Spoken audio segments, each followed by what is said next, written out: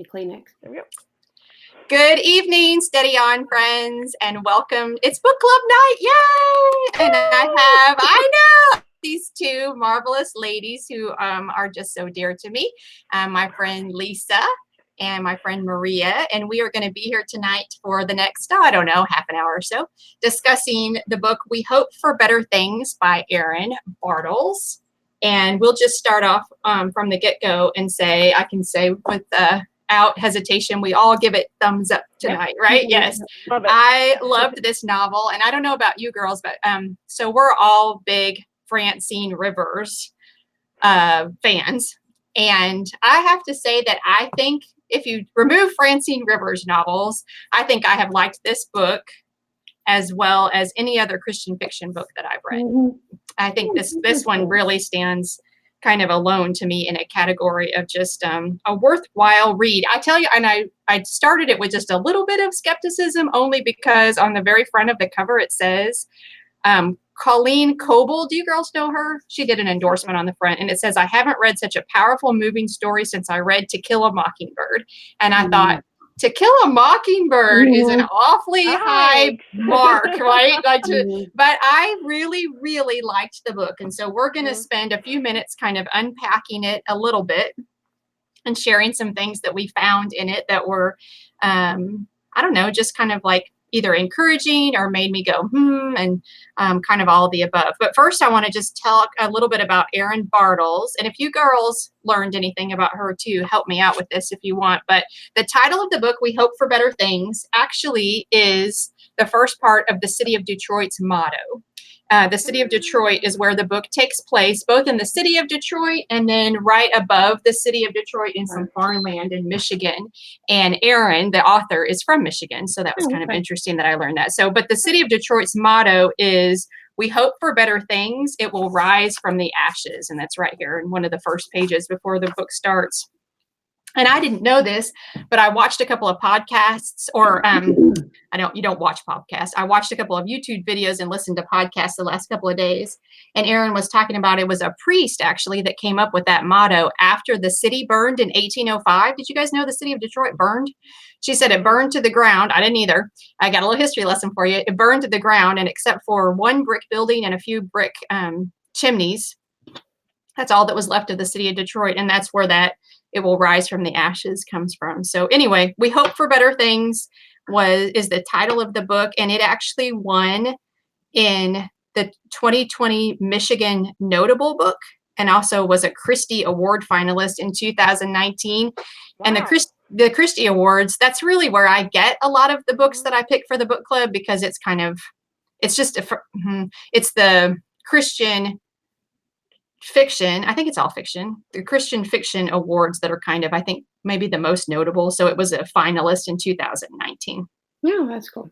Yeah. So, and she has, good for Erin. This was her debut novel. Oh, wow. I know. Oh, really? Yes. Wow. And it was released in January of 2019. And then she also released one in the fall of 2019, and it's called The Words Between Us.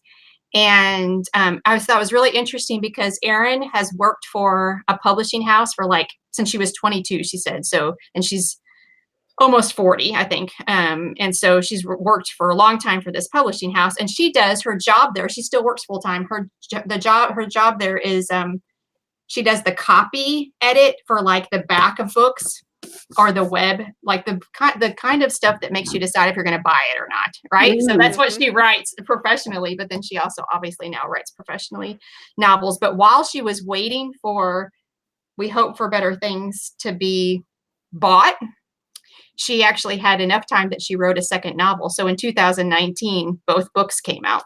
Wow. Okay. So the other one is called The Words Between Us, and it's only been out since the fall. So anyway, she lives in Lansing, Michigan with her husband and her son, and she grew up in the Bay City area of Michigan, and she spent her college and young married years in Grand Rapids, Michigan, which is where I have family. So it was kind of interesting when she was talking about her life in Michigan. So anyway, Bay go City, ahead. Michigan is where the soap opera Another World took place. Really? There, fun fact. Maybe she was on that soap opera. That's funny. I did not know that. Bay City, Michigan. Mm-hmm. I did not know that. She said that she spent all of 2013 just doing research for this book. That's how long this book has kind of like been a work in progress. She did research for a whole year or so. She was very knowledgeable about the state of Michigan and like its role in the Civil War. And she said she talked about, so this book is divided up, and this is what we're going to do over the next few minutes, is kind of take the book apart in sections. But the book was originally just a 2 timeline. And then she decided to add the 3rd timeline to it. One of the things that she talked about was just learning so much history about Michigan and its role, like so in the 1860s, when we talk about that, like what was Michigan's job in the Civil War, or what was its role in the Civil War? Because it wasn't a place that had any battles, and yet it has a strong presence in the Civil War because of the abolitionist movement. And then also the 1960s with the riots, and just trying to research all that and get it right. So I really liked her. And I really thought that it made me even like the book all the more, because I watched and listened to those things after I had finished the book. So anyway, that's just a little bit about Erin. And she also on her website offers to join book clubs, like either virtually or local. So I thought, since we liked it so much, maybe. And we're getting some authors on in the next couple of months. And so maybe we can reach out to her and say, hey, let's maybe do her other book and see if she'll come on and talk to us. So yeah. Okay, so we're going to divide this book up into 3 different timelines, and I took the first one. So the main character of the book, what do you guys think about this? The main character is kind of the house. Okay, I sure. think. Yes. So there's a family house that is the same house that experiences 3 different time periods as the book is progressing. And it's kind of, so there's like a heroine in every time period, but the heroine lives in this house. And so it's actually this journey of discovery of our own history, I think, a little bit, and how it's a story of how families are complicated and times are complicated, so I think, but it's a journey of discovery. And the first timeline is in the 1860s Civil War, and the couple in the house is Mary and Nathaniel, and Nathaniel joins the Union Army. And you girls correct me when I say something wrong, when I get the details wrong. That's right. But Nathaniel joins the Union Army, and pretty quickly Mary and a couple other women are alone on the farm. So this house is like in rural Michigan, north of Detroit, if I remember correctly. And they're alone on the farm. But also Michigan was a very active part of the Underground Railroad because it's a close proximity to Canada. Right. And so Mary became a stop on the Underground Railroad. So she often had escaped slaves that were living with her for a while. And then she had some escaped slaves that stayed there on the farm and helped them with the farm. Thanks to her husband, Nathaniel, though. Good point. Yes, Nathaniel, in his service with the Union Army, began to send people, like, go to Mary's house. She'll take you in. And what did you guys think? Did you guys like Nathaniel? I like that he protected those slaves. Sure. But I didn't like how he treated her. Yes. Okay. Yes, I agree. Yeah. And so when he leaves for the war, Maria, were you going to say something? He didn't get that much of a chance to get to know him all that well. You know, he wasn't he wasn't a main character at all. True. True. So Mary is left alone when Nathaniel goes to the army, or joins the Union Army. She's pregnant. Right. She actually has that baby too early, and it dies.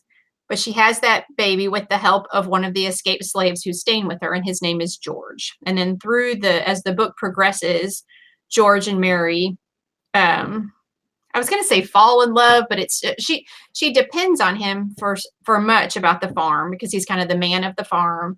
And then they begin to write letters. She teaches him to read. And Is that right? Yes. Right. And then they begin to write letters back and forth, and eventually intimate.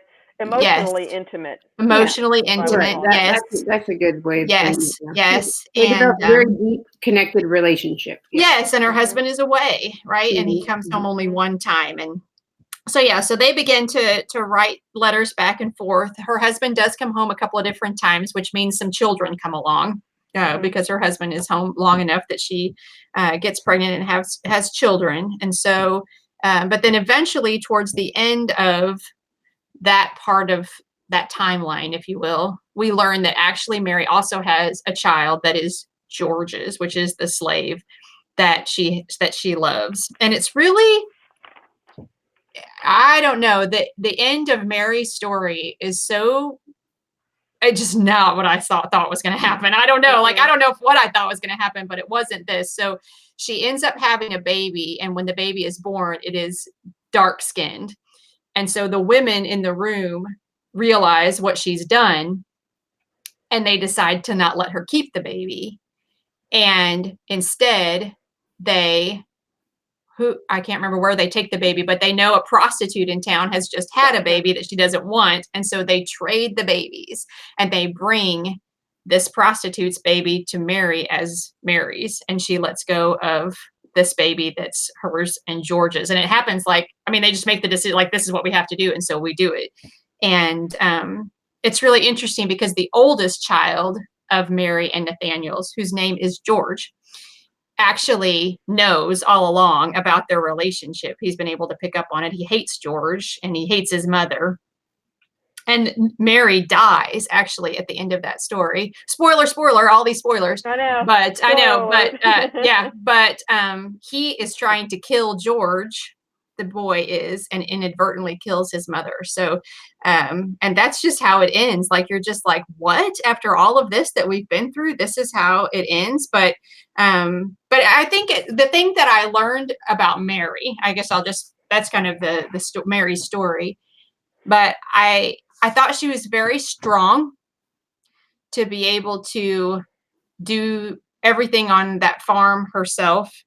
And it's very interesting when Nathaniel does come home for a spell, how they kind of have this almost like power struggle of who's in charge of things. Because which I could see, because she's been running it all along. She's a little bit like, who are you to tell me how to do things? Right? You see it even now. They get in a rhythm. And, you know, if you have a husband that's probably in the military, I'm sure this is very similar, or a spouse that is, you get in your rhythm. And when they come home, it's hard to assimilate back into the family and the rhythm, and I can see that being absolutely difficult. Yeah, very challenging. So I thought she was very strong, but then I think she's also very weary inside because she makes some decisions sort of like quickly that I'm like, oh no, you don't want to do that, you know. But I think part of it's just kind of being on her own for so long and being worn down with a lot of really hard decisions that would be, I don't know, just really challenging to make. So I saw her a woman of great strength.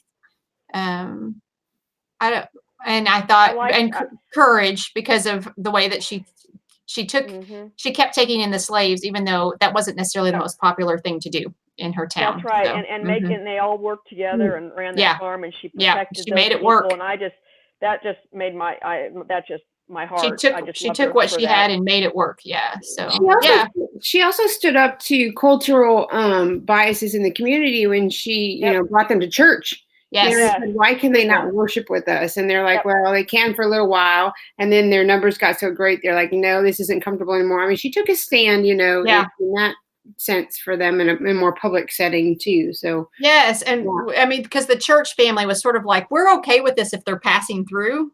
Right. But we're not okay with like making them a part of our community. A little bit too long. Yeah. Yes. And a little bit too many. Yeah. Yes. Yeah. Yeah. What else about that section? Those were kind of my notes on that section of the story. What did I miss, or what else was important to you guys that you? Let's remember, isn't Margaret Nathaniel's? Yes.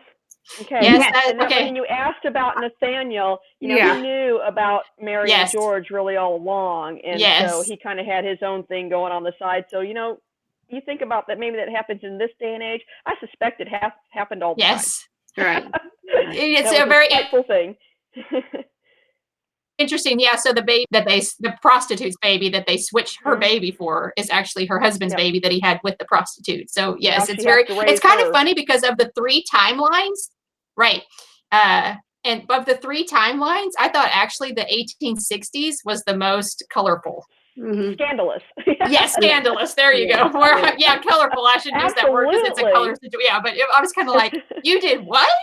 With who? and on that note, I think I give Mary a lot of courage still for holding off as long as she did with a physical relationship with George. Like, She held off a long time till she thought it was like safe, you know? Yeah, because she thought she was already pregnant. Right. Right. So she thought it was fine, but then apparently she wasn't. And you know, she was only so strong, you know, and then let those emotions get the best of her. But yeah. Well, it was a fascinating story. It made you think, what would you do? Like, you know, because there were a lot of time that went by that she didn't know if her husband was dead or alive. Right. Because there was no very limited correspondence. Right. Yeah. Mm-hmm. Right. So, yeah. But anyway, okay. So then we moved to and it's Maria doing this part, right? Maria's going to move to the second timeline and talk to us a little bit about Nora, who is kind of the heroine. And this time frame is around 1960s in Detroit. Right. Yeah. 1960s in Detroit. And the riots, well, again, you have some civil rights stuff still going on, pretty strong. And Nora is a middle-aged white girl who comes across a picture in a gallery that of her dad, just irate. And come to find out, this photographer had taken this picture of her dad, and the photographer's name was William, right? Yes. And that led to a relationship that developed between Nora and William. And in that time, William was a black man, and Nora was a middle-class white girl. And that was interracial relationships were not looked upon as you know, very culturally accepting men. But despite all that, they decided to move forward. But that being said, they did not stay in Detroit proper. They moved out to the house. The house where Mary and Nathaniel had been. Right. Yes. Unbeknownst to her father, like her mom's like, if you're they went ahead and decided to get married and start this life for themselves. They were kind of shunned from the family. Yes. Yes. Yeah. I think William's mom was a little more accepting. His sister, not much. But it was fairly Guess Who's Coming to Dinner. Huh? Cindy Portier, Guess Who's Coming Together. That's all I could think of with all that. Yes. But yeah. Sorry. Yeah. I think Will's family was like more accepting, but they were worried for him. Sure. Absolutely. I don't think it had anything to do with Nora. I think they were just like, Will, this is a bad idea. Right. You know, right. Nothing good will come. Yeah. Mm-hmm. Right. Yeah. Okay, go ahead, Maria. Sorry. He really strived to be a photographer. That was his love. Yeah, his hard work. But they moved out to Michigan, to the house. Lapeer County, is that how you said it? Lapeer County? I they said the Lapeer, Lapeer, right? Lapeer. And Nora found out she was pregnant. Yeah. And so Nathaniel decided that he had to put photography on the back burner and go get a job in the line. Yeah. And due to circumstances, Nora ended up losing that child. And then I don't remember exactly what took William back to, his nephew. Nephew in the riot. His nephew JJ had grown up, and a couple years had passed, and his nephew was in trouble. The riots were in full on in their neighborhoods down in the Detroit area. And so he went to help his sister find his nephew and got caught up in that. It's never very clear what happened to William. He took his, it's sweet because Nora at the last moment, said, take your camera with you because you never know, kind of when you need it. And he took his camera, and we never heard from William again. But his nephew survived the riots and is in possession. No, he wasn't in possession of the camera, was he? The police took custody of the camera. Right. Yeah. And for many years, and then later, a few decades later in Elizabeth's life, this camera shows up again, and the nephew. I don't know where I was confused where the Mr. Rich came from, because William. William's sister was Nadine. Okay. And Nadine, I'm looking at the thing. Nadine had JJ, that was the nephew, who must have had a sibling, which we never know because Lyndon Rich was his nephew. JJ's nephew, I think. Oh, okay. I missed that generation gap then. I found it interesting that they made Lyndon Rich this famous football player. I thought that was what an interesting I thought Mr. Rich the football player's dad, was the Jacob. nephew. Yeah, that's the nephew that he went. Yeah. Yeah, that's the nephew that William went to help. To say. That's correct. Yeah. Correct. Mm-hmm. Yeah. But I lost track of it. Anyway, Nora, though, stays back at this house and pretty much freezes in time. Like, William leaves to take care of this. She never hears from him. You know, they assume that he's dead. Did she ever get confirmation that that's what happened to him? I don't remember a clear confirmation. Anyway, I don't think so. She pretty well just stopped living right then. Quilting was a passion of hers. Sewing was a passion of hers. She stopped all that. Quilting was also a huge thing of Mary's.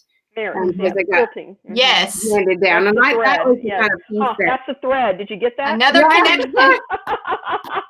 Anyway, that's a piece that wove those two together. That's right. But anyway, so Nora kind of just locked herself up, kind of shut down. Had no William anymore. Just lived a widowed life out there by herself, and was content with growing old. You know, in the home that her and William shared, and until Elizabeth entered the scene. So right. Okay. And so Lisa's going to talk about that part, but before she does that, so the book actually starts with Elizabeth in present day. Right. And someone that Elizabeth doesn't know, because her last name is Balsam, Elizabeth is the modern day heroine, contacts her because he thinks that she's related to someone named Balsam that the camera that he is in possession of belongs to, and he wants Elizabeth to try to figure out how to get it back to that person. And so you start with this, well, what is all this about? And then you learn about the riots, and then eventually you learn. So it's kind of like we're working chronologically, but the story actually goes the other way, where you start with the part that Lisa's going to talk about, and you work back to learn more both of the history of the house, but also just the history of this family. And the issue that really weaves all the way through is race relations and interracial couples. That's correct.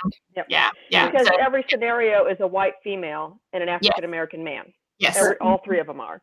Yeah. And Elizabeth is the present day kind of up and coming journalist and in Detroit, and kind of living on her own. Parents are missionaries. They're gone. Has an older sister, not really in contact, doesn't really have any family connection at all. Not in a bad way. That's just geography. Yeah. And she just really isn't into her family. She's into her own life and progressing in that. And so, can you hear my dog barking? I was going to say, is that Raven or Copper? Copper. I don't know what's going on out there. I'm sorry. Anyway, so, but she ends up losing her job and has this camera and figures, hey, well, I got nothing to do, so I'll just go do this.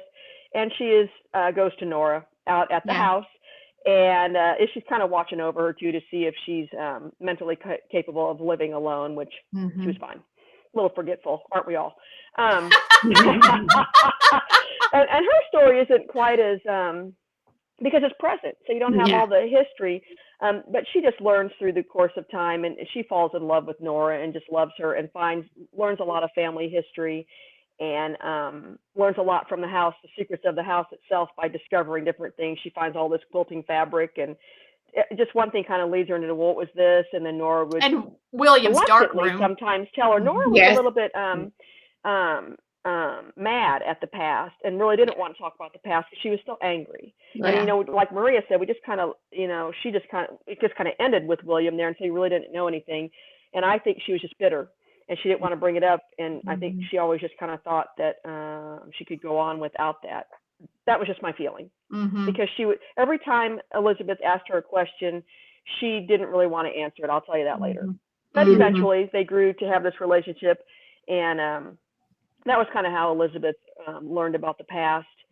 And she ends up staying at the house. She had some choices to make. She was offered a job, and then, God's plan was that she was going to stay there at that house. And she just, I think that she ended up in a different life than she thought she ever would. Right. She wasn't. Yes. No, I was just going to say, I think they all did. And I think, all did, yeah. And I think that's one of the things that was like sort of endearing to me about the book, is because don't we all end up with a life that isn't where we thought we'd be, And I thought and yet they were connected in the That almost was disappointment. Right. They were connected through the disappointment almost. Yeah, go So ahead. one of Lindsay, the sorry. quotes that I found, I'm on a tablet, so I don't Yeah. know if it's Mhm. different for you. I don't know what page it is. But anyway, it's Nora quoting. It's a conversation that Nora and Elizabeth are having. Mhm. And it says, she's saying, you know, anyway, she said, my parents tried. I said, unsure of how that answered my question at all, but I don't think I turned out as they had hoped. I certainly haven't turned out how I had hoped in any case. Yeah. Yes. And then listen to this line. I didn't get this till the second read. It said, I'm sure you are quite a bit closer to the mark than Mary Nathaniel's eldest son was, or than I was, frankly.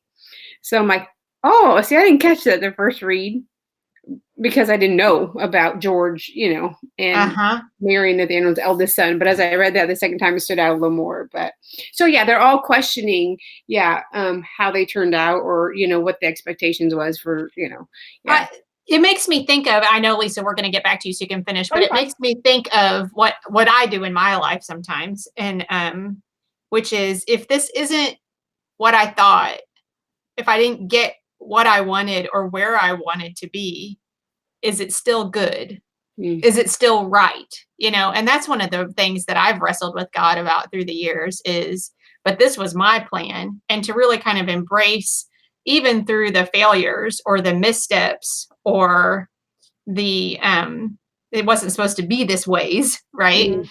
To be able to trust in, actually, he has a larger plan than that for me, that that this misstep or failure is either part of, it's to teach me something, or won't get in the way, actually, of him working out his plan in my life. So that's just been, I thought that this pointed that that's true to me. because, Go ahead, Lisa. You know, kind of the overall, you know, and then Elizabeth, just her character isn't quite as well, she's living in a time where it was more acceptable, and she ends up having a relationship with the African American boy, Tyrese, and I think they end up together. So to me, it was interesting because I didn't find it a religious book. I talked about Francine Rivers. It wasn't quoting scripture. It was really more about the racial tensions and the time, and what we do with that, and the generations, and how this is kind of went through. And Maria read that quote. I'll read this one at the end. It said, and it's just what we were talking about, your plan and how it turns out. Okay. We can't see the whole picture. Our lives are like this. On its own, it doesn't mean anything. You can't look at one picture and understand what has happened. But when you add them all up, you start to see there's always hard parts. But so many of those things, later you realize that were it not for them, something else wonderful could never have happened. Yes. Yeah. And that, to me, is the essence of the book. Yes. Because nothing went the way they thought it was going to, and they had to make their way through a lot of trials that the three of us probably don't, you know, we don't deal with that specifically, maybe. Right. The way that they did. But we deal with other things. They were in, exactly. Right. In the culture that they did, and to, you know, come out of it and still love. And they still love. Yes. So, the movie Out of Africa is one of my favorite movies of all time. Meryl Streep and Robert Redford. And there's a quote in it that I just love, that it made me think of this when you were saying that, because Dennis, Robert Redford's character, gives Karen, Meryl Streep's character, a compass, and it's to help her find her way. And what she says is, perhaps he knew, as I did not, that the world was made round so we could not see too far down the road. And I have thought of that I saw that movie first when I was like, probably, I don't know, grammar school. Like, I mean, no, I don't know how old it is, but I was probably like Josh's age, you know, and I've watched it dozens of times through my life. And that quote always makes me pause, because I think of it in a spiritual sense, in that, like, sweetheart, you don't need to be able to see too far, because it would either scare you or you just like lay down and quit, you know, like, you know, because you'd be like, that's not what I want. I'm not working towards that. And he's like, you know, it goes back to Psalm 37:4, take delight in the Lord and he will give you the desires of your heart. And for me, what I have learned is the things that I desired the most were things I never had any idea that I desired, like that. I mean, that's the thing, but when we cling to him, he opens our heart to what he wants for us, which becomes what we want for us. I don't know. It's just the way that he works, at least in me. So, but yeah, so I thought that if I didn't know this was like a Christian fiction book, it's not a criticism, that I would not have really picked up on it being like, it's not a very Christian book, even though like it's very Christian, but it's not very preachy. I don't know. Is that it's not? It's not. Mm-hmm. It's there are women that faith is important to them. Well, I don't know about Elizabeth actually, but the faith is a part of their life, and they question faith things throughout the book. Like, is this important or whatever? But even like Nora talks about going to church, but then how she didn't go to church because some of her friends had died or whatever. So it doesn't seem like there's like deep roots there, and yet their willingness to stand up for like racial inequality. That's it. Yeah. Such a Christian thing to do, in my opinion. So I don't know. It's interesting. I thought it was a really good read. I would recommend it to anyone. So I had just a few. Lisa, were you done with what you wanted to say though about Elizabeth's section? Okay, I don't want to cut you off. There was a couple of questions. I know we've been talking for like a half an hour already, so I don't want to stay on too much longer, but what did you think about the similarities or the differences in the problems that the three women encountered? Like, I think definitely the similarities were some of the racial stuff, although not as much with Elizabeth, in terms of, just like you said, Lisa, just because it was more acceptable in the time frame Elizabeth was living in. But other than like that, what were some of the problems that they had that maybe either were the same or different? Does anything come to mind? I know I don't want to put you on the spot, but just.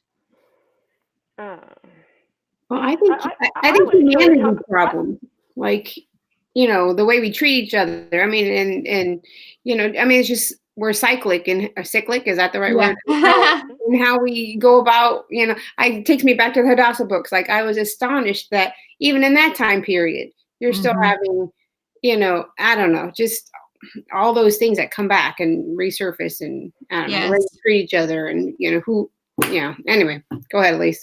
Yeah. No, you know, I was amazed that they didn't let the backlash destroy their love. They still loved that person. I think it would have been easy for Nora to walk away and have an easier life. Mary's was a little bit different. Because I don't know, she was alone. I loved Mary because her heart for helping those people was amazing. Yes. Oh, we lost Lisa. She'll come back. Yeah, she'll come back. I think too, the way it evolved, like, you know, in Mary's story, Mary and George's story, that was absolutely taboo. Like, they had to, you know, they suppressed their feelings for so long in their relationship. And then Nora and William had a chance to step out in a little bit of faith and do this, you know, inner relationship. And then Tyrese and Elizabeth are free to love the way they want, you know. You did see that progression of how relationships did change, or the ability to have a relationship did change. So one of the questions that, and these are I have a couple of questions, they're from Erin Bartels' website, just suggested questions for the book, and one of them was, how do prejudices and fears develop?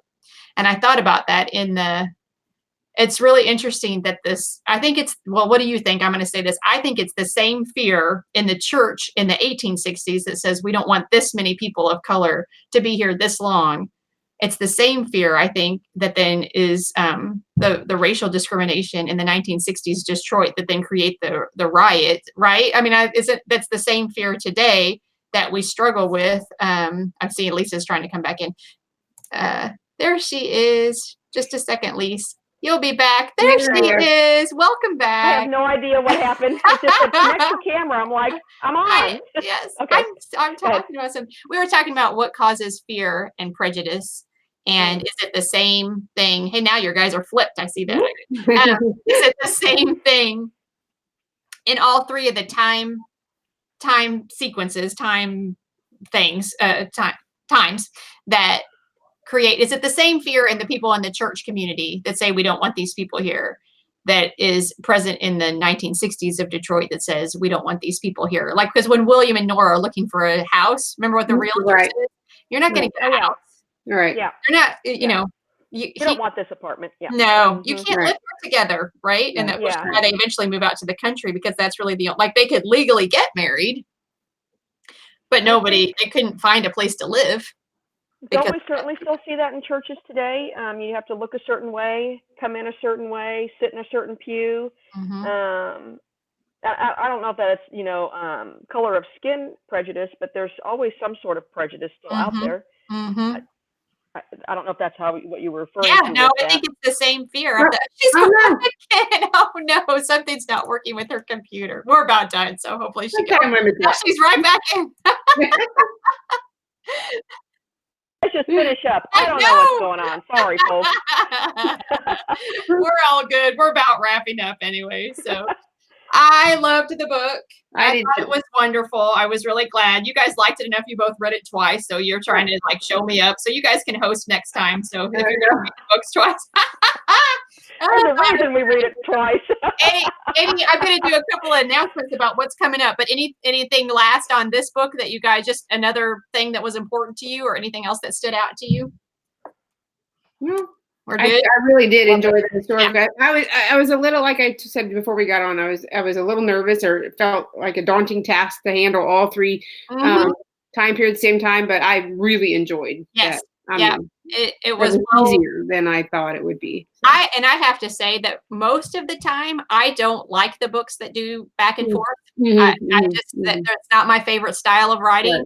But I know we've talked about that before, Lisa, because Francine Rivers, probably my least favorite of Francine Rivers is the Scarlet Thread. And I think it's because it goes back and forth like that.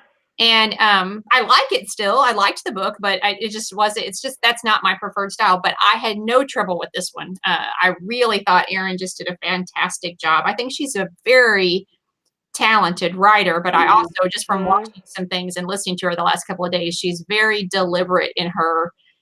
She's just very, she puts a lot of effort into getting things right, both with her character development and with her research. So I just really appreciate that. So hats off to you, Erin Bartels. We liked it a lot. So, and we'll be trying to get you on here in the future. So just so you know, so what's up for March is Make Me a Blessing by Cassia Elder. And she is actually, I'm about halfway through it. And you can see I know. I have lots to talk about.